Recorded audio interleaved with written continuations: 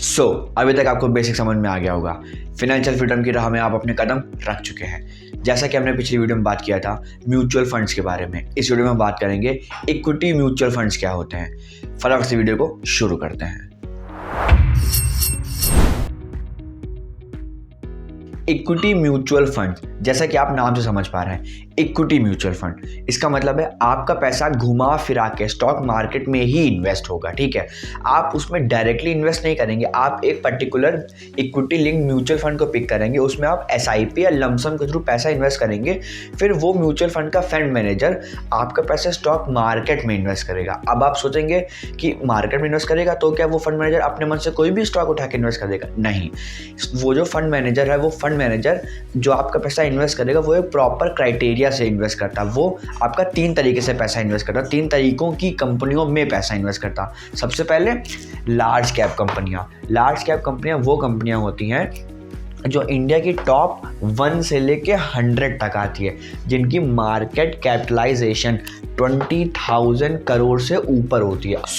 अब आप पूछेंगे कि मार्केट कैपिटलाइजेशन, जो मैंने ये वर्ड यूज़ किया, इसका मतलब क्या है?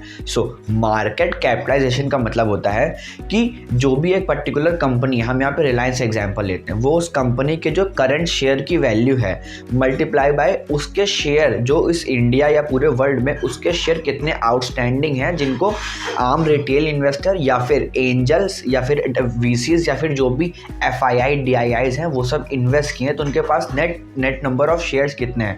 रिलायंस के नंबर ऑफ शेयर्स आउटस्टैंडिंग है मार्केट में 13.532 बिलियन। समझ रहे हैं? 13.532 बिलियन शेयर्स हैं जो रिलायंस ने अभी तक रिलीज कर रखे हैं, और एक शेयर की वैल्यू है 1566। अब आप मल्टीप्लाई करिए मल्टीप्लाई बाय दिस, उसकी ओवरऑल जो मार्केट कैपिटलाइजेशन आती है वो आती है 21 लाख करोड़ की। ठीक है, 21 लाख करोड़ की रिलायंस की मार्केट कैपिटलाइजेशन है। दैट इज द रीजन कि रिलायंस आज इंडिया की टॉप मोस्ट कंपनी है। ठीक है, अब हम लोग थे कि जहाँ पे वो फंड मैनेजर इन्वेस्ट करेगा, कैसे इन्वेस्ट करेगा। इंडिया की टॉप 100 कंपनीज जो होती हैं 1 से लेकर 100 तक, वो लार्ज कैप के अंडर आती हैं। आपने समझ लिया, उसकी वैल्यू जो 20,000 करोड़ से ऊपर होगी वो टॉप 100 में होंगी और वो लार्ज कैप में आएंगी। ठीक है, आपका जो पैसा है वो इनमें इन्वेस्ट होता है। ठीक है, उसके बाद बाकी जो 101 से 250 तक कंपनियां हैं जिनकी मार्केट कैपिटलाइजेशन जो भी अभी आपने समझा वो 5,000 करोड़ से लेके 20,000 करोड़ के बीच में आती है। जो भी कंपनियां हैं XYZ वो मिड कैप में आती हैं, मिड कैप में। ठीक है, वो मिड कैप में, समझ में आ गया। अब उसके बाद जो स्मॉल कैप कंपनियां होती हैं, जो 250 से लेके एंड तक जो भी 5300, 5400, 5500 कंपनियां हैं जो भी स्टॉक एक्सचेंज में लिस्टेड हैं इंडिया में, वो सारी कंपनियां स्मॉल कैप में आती हैं। ठीक है, और बाकी पेनी होती है, उनको छोड़ दिए, उसमें आप ध्यान मत लगाइए, बाकी स्मॉल कैप में आती है। और हाँ सॉरी, इनका जो मार्केट कैपिटलाइजेशन होता है वो, ठीक है, लेस देन 5,000 करोड़ से उनकी नेट मार्केट कैपिटलाइजेशन होता है। जिन कंपनी का भी 5,000 करोड़ से मार्केट कैपिटलाइजेशन है वो कंपनियां स्मॉल कैप में आती हैं। आई होप आपको इक्विटी म्यूचुअल फंड बहुत ही ज़्यादा क्रिस्टल क्लियर हो चुके होंगे और आपको आज एक नई चीज़ सीखने को मिली मार्केट कैप के बारे में। ठीक है, आपके लिए इस वीडियो में सिर्फ इतना ही। और हाँ, अभी तक मैं नहीं बोल रहा था, बट आप नहीं बोलता हूँ तो आप करते भी नहीं है, फटाफट से वीडियो को लाइक करके शेयर कर दीजिएगा जो भी आपके रिलेटिव्स है, को जो फ्रेंड्स एंड फैमिली जिनको आप एजुकेट करना चाहते हैं फाइनेंशियल फ्रीडम की जर्नी में।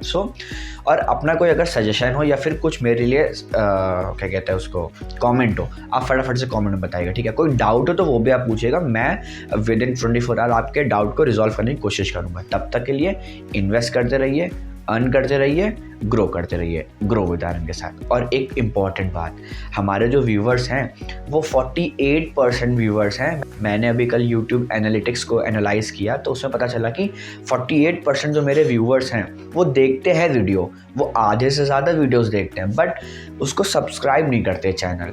तो अगर आप सब्सक्राइब करेंगे ना तो मेरा भी मोटिवेशन पीक पे रहेगा और मैं आपके लिए ऐसी वैल्यूएबल कंटेंट लाता रहूँगा। और आई एम श्योर आप में से जो भी बहुत सीरियस होकर चीज़ों को समझ रहा है ना, आपको लिटरली बहुत ही यूनिक और बहुत ही अच्छी नॉलेज मिल रही होगी।